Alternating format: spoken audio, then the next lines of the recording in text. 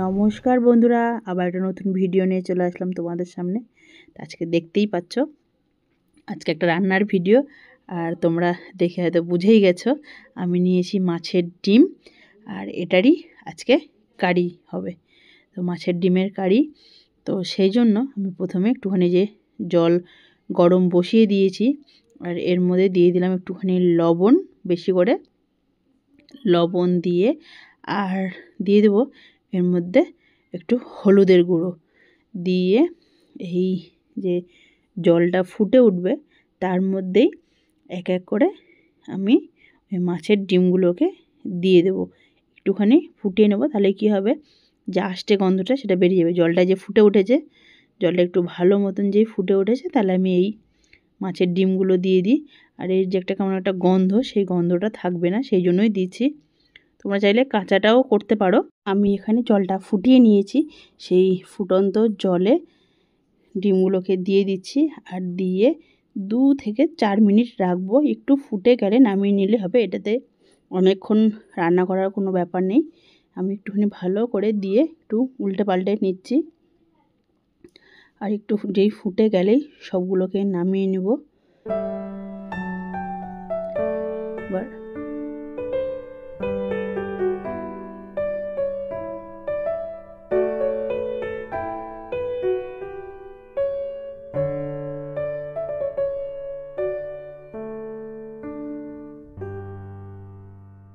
আমি একটু ঢাকা দিয়ে নিয়েছিলাম, দিয়ে এই যে দেখুন আমার হয়ে গেছে, ফুটেও গেছে। এবার এক এক করে এগুলোকে আমি নামিয়ে নেব।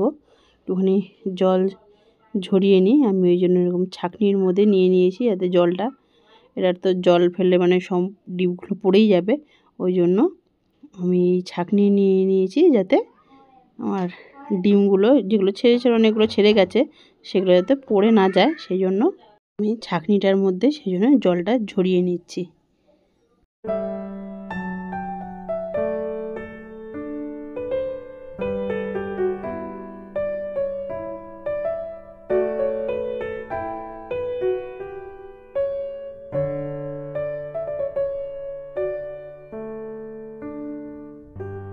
আমি একটা বড় পাত্রে ডিমগুলোকে নিয়ে নিলাম।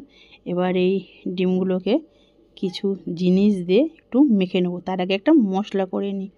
এই যে মিক্সিতে আমি কয়েকটা 4টের মতন কাঁচা লঙ্কা, আদা আর রসুন নিয়ে নিয়েছি, এটাকে পেস্ট করে নেব।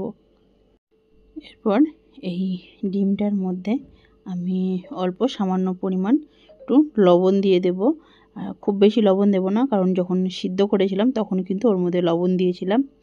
আর এই যে ছোটো ছোটো করে পেঁয়াজগুলো কুচিয়ে নিয়েছি, সেটা দিয়ে দিলাম। আর এই যে আদা রসুন কাঁচা লঙ্কার পেস্ট, সেটা দিয়ে দিলাম এর মধ্যে। আর এবার দিয়ে দিচ্ছি অল্প ধনের গুঁড়ো, আর একটু দিয়ে দিচ্ছি এবার জিরের গুঁড়ো, আর দিয়ে দিচ্ছি সামান্য পরিমাণ হলুদ।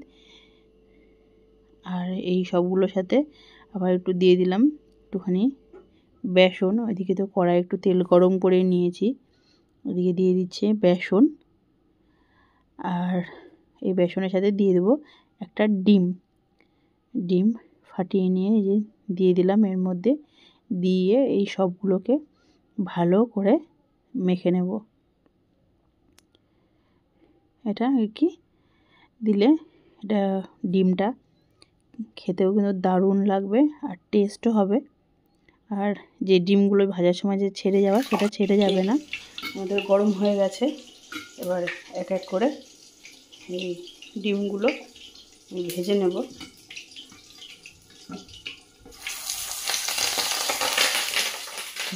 ডিমগুলো আমার এপিট এপিট করে কিন্তু ভাজা হয়ে গেছে। এবার এগুলোকে তুলি, আর বাদবাকি এগুলো আছে এগুলোকেও ভেজে নিই।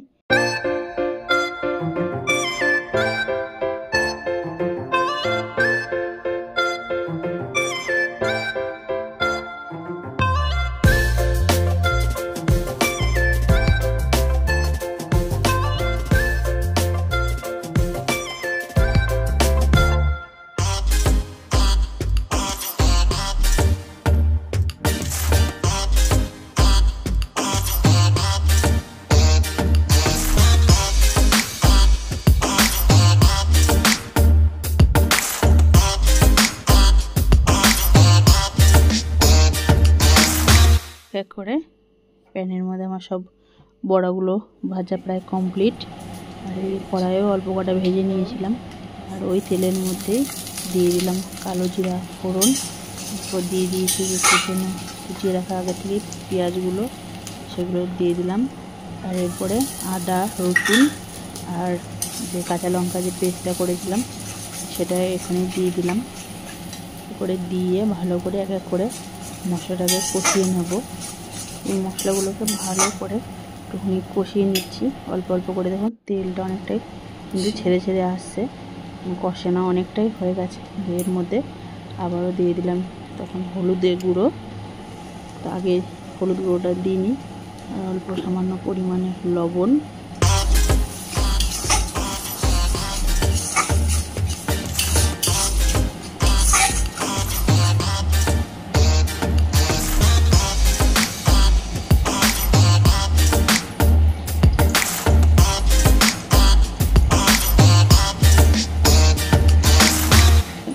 কষিয়ে নিলাম। তেলটা এদিকে ছাড়তে শুরু করে দিয়েছি। তার মধ্যে এর মধ্যে দিয়ে দিচ্ছি ধনের গুঁড়ো, অল্প জিরের গুঁড়ো আর এদিকে কাশ্মীরি লঙ্কার গুঁড়ো দিয়ে আবার ভালো করে এটাকে কষিয়ে নিই। মশলাটা যত কষানো হবে তত কাঁচা কাঁচা গন্ধটাও ছেড়ে যাবে। আর মশলাটা ভালো করে রান্না করলে কিন্তু টেস্টটাও আরও ভালো হবে। এরপরে একটু এর মধ্যে সামান্য একটুখানি জল দিয়ে দিতে হবে। মশলাটা শুকিয়ে আসছে, অল্প অল্প জল দিয়ে আবার কষিয়ে নিচ্ছি।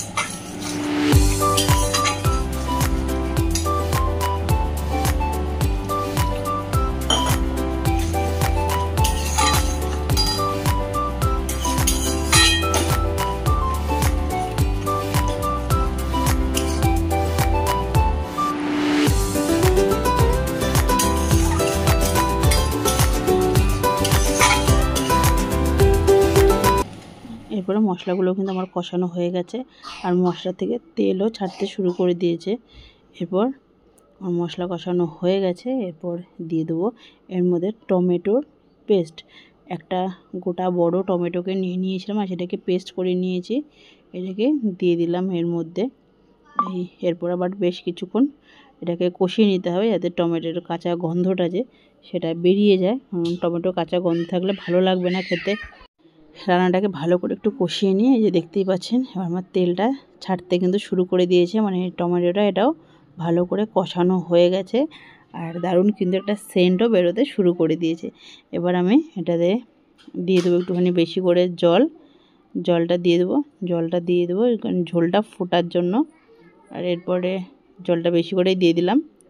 আর জলটা যেই একটুখানি ফুটে উঠবে তখন এক এক করে কিন্তু এই ডিমগুলোকে যে ভেজে রেখেছি সেগুলো আস্তে আস্তে দিয়ে দেব। আর আপনারাও কিন্তু বাড়িতে এইভাবেই ট্রাই করুন, খুব ভালো লাগবে। এই যে দেখুন আমার ঝোলটা কিন্তু ফুটতে শুরু করে দিয়েছে আর আমি এক এক করে বড়াগুলোকে এর মধ্যে দিয়ে দিচ্ছি।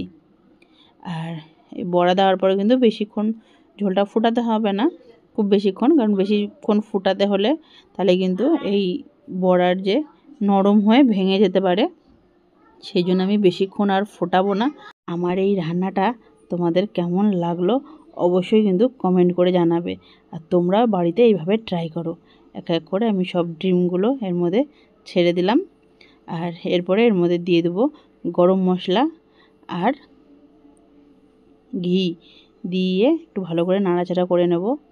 আর অবশ্যই কিন্তু তোমরা জানাবে রেসিপিটা তোমাদের কেমন লাগলো। আর যারা ফেসবুক থেকে দেখছে তারা অবশ্যই আমার পেজটাকে ফলো করবে, আর যারা ইউটিউব থেকে দেখছে তারা অবশ্যই আমার ইউটিউব চ্যানেল কাছের বন্ধু ইউটিউব চ্যানেলটাকে সাবস্ক্রাইব করবে। ভিডিওটাতে অবশ্যই একটা লাইক করবে, কমেন্ট করবে আর তোমাদের মতামত জানাবে।